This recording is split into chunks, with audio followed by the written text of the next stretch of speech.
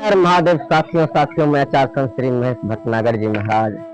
साथियों, कुछ कुछ दिनों से मेरा वीडियो नहीं होने का कारण था क्योंकि हम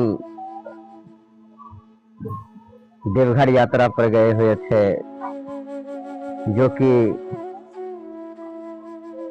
8, 9, 10 फीट का शिवलिंग बनाकर हम लोगों ने सूजा भरा बेगूसराय से सुल्तानगंज, और सुल्तानगंज में फिर नहा धोकर जल उठाकर हम लोग फिर देवघर पैदल यात्रा किए। इसी वजह से मेरा वीडियो होने का थोड़ा लेट हो गया था। तो साथियों, आप लोगों को ये बता देना चाहता हूँ कि वहाँ जो मैंने देखा, वहाँ 2 तरह से अभी भगवान का पूजा पाठ किया जाता है। वीआईपी लोगों के लिए कुछ अलग व्यवस्था है और आम भक्तजनों के लिए कुछ अलग व्यवस्था है। जो आम भक्त जाते हैं वो एक चोंगा बना हुआ है, ढोंगा, और उसमें जल ढारते हैं। और जो विशेष प्रमुख अतिथि जाते हैं, कुछ वीआईपी लोग जाते हैं, उसके लिए गर्भगृह का अंदर जो है भगवान भोलेनाथ को जल अर्पित करते हैं। तो मैंने देखा भाई। तो साथियों, इसका कारण ये हुआ कि आज से 5-10 साल पहले सभी लोगों को मंदिर में घुसने का इजाजत दिया जाता था। उसमें कुछ लोग जो कमजोर लोग होते थे वो दबा जाते थे और बहुत से परेशानियों का सामना करना पड़ता था। जैसे जैसे साल बढ़ता गया, जनसंख्या बढ़ता गया, लोगों को भीड़ बढ़ती गई, भक्तजनों का भीड़ बहुत बढ़ता गया। तो इसीलिए प्रशासन के द्वारा, या कहिए तो मंदिर अभिभावकों के द्वारा, या वहाँ के व्यवस्था जो करते हैं व्यवस्थापक लोग, उनके द्वारा ऐसा सिस्टम बनाया गया है। तो कुछ भक्तजनों का कहना है कि गुरुजी जो अंदर जाकर जल ढारते हैं उसको भोलेनाथ बहुत कृपा करते होंगे, आशीर्वाद देते होंगे, भोलेनाथ उसको दर्शन देते होंगे, और जो ढोंगा में ढारते हैं उसको नहीं देते होंगे। तो भक्तों, ऐसा बात नहीं है। वो जो है, आजकल आप जहाँ भी जाइएगा, जो भी काम करिएगा, उसमें पैसा यानी कि रुपया बहुत मायने रखता है। तो जिन लोगों के पास कुछ रुपया ज़्यादा होते हैं या कुछ निजी आदमी से पहुंच होता है, लगाव होता है, उन लोगों को अंदर जाने का इजाज़त दिया जाता है। और जो लोग आम आदमी होते हैं उन्हें बाहर ही चोंगे में जल ढारना पड़ता है। तो भक्तजनों, ऐसा कोई बात नहीं है। अगर आप भगवान भोलेनाथ को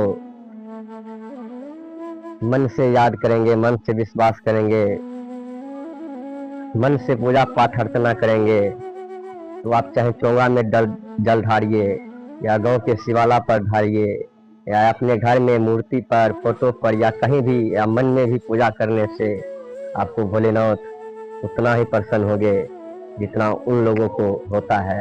ऐसा नहीं है कि हम लोग अगर वीआईपी हो गए, हम लोगों को पास अगर आदमी है, जानकारी आदमी है, या कुछ जान पहचान के आदमी है, तो हम भोले बाबा को जल चढ़ा करके, घर में गर्भगृह में जल चढ़ा करके हम लोग भगवान भोलेनाथ का दर्शन करेंगे। ऐसा कोई बात नहीं है। आस्था ही सबसे परम पवित्र धर्म होता है। साथियों, अगर आप भी देवघर को यात्रा करना चाहते हैं तो कोई बात नहीं है। अभी तो अब लास्ट सोमवारी को मैंने जल चढ़ाया था। अब जो है इस साल का चौथा, और जो जो चारों सोमवारी होता है वो सब खत्म हो चुका है, लेकिन फिर भी अभी भी वहाँ भक्तजनों का सैलाब कुछ ही घटा है। लेकिन सब दिन भोलेनाथ का पूजा अर्चना पाठ लोग करते रहता है, जाते रहता है, इसमें कोई बात नहीं है। तो साथियों, मेरा कहने का तात्पर्य यह है कि अगर आपके पास पैसा नहीं है, अगर आपके पास कुछ नहीं है, तो ऐसा नहीं है कि भक्ति नहीं हो सकता है। साथियों साथियों इस संसार में दो प्रकार के लोग होते हैं। एक होता है भक्त को लूटने वाला, जो वहाँ का होटल था, वहाँ का किराना दुकान था, वो भक्त जनों से हर चीज पर 2 रुपया, 4 रुपया, 5 रुपया, 10 रुपया बढ़ा करके लेता था। उन लोगों का धंधा मेला समझ करके कमाने का था। लेकिन उसी में से कुछ भक्तजनों को भगवान भोलेनाथ का कृपा होता है, भोलेनाथ का आशीर्वाद होता है, जो लोग अपना रुपया खर्च करके भक्तों को बहुत ही सेवा करते हैं, बहुत ही अच्छा। तो भक्तों, जैसे कि अगर आप वहाँ जाना चाहते हैं, अगर आपके पास रुपया नहीं है, कुछ नहीं है, तो आप भी वहाँ जा सकते हैं। आपको कोई कष्ट नहीं होगा।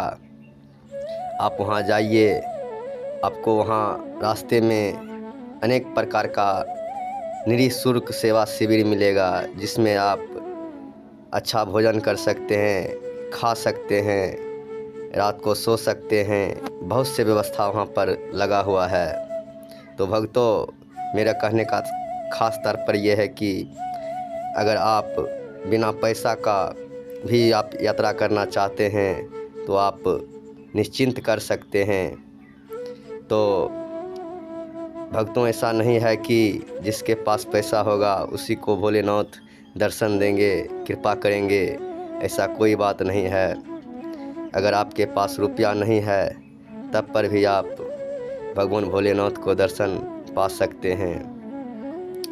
तो भक्तों, आप भी वहाँ जाइए, भगवान भोलेनाथ को जल चढ़ाइए, अर्पण कीजिए।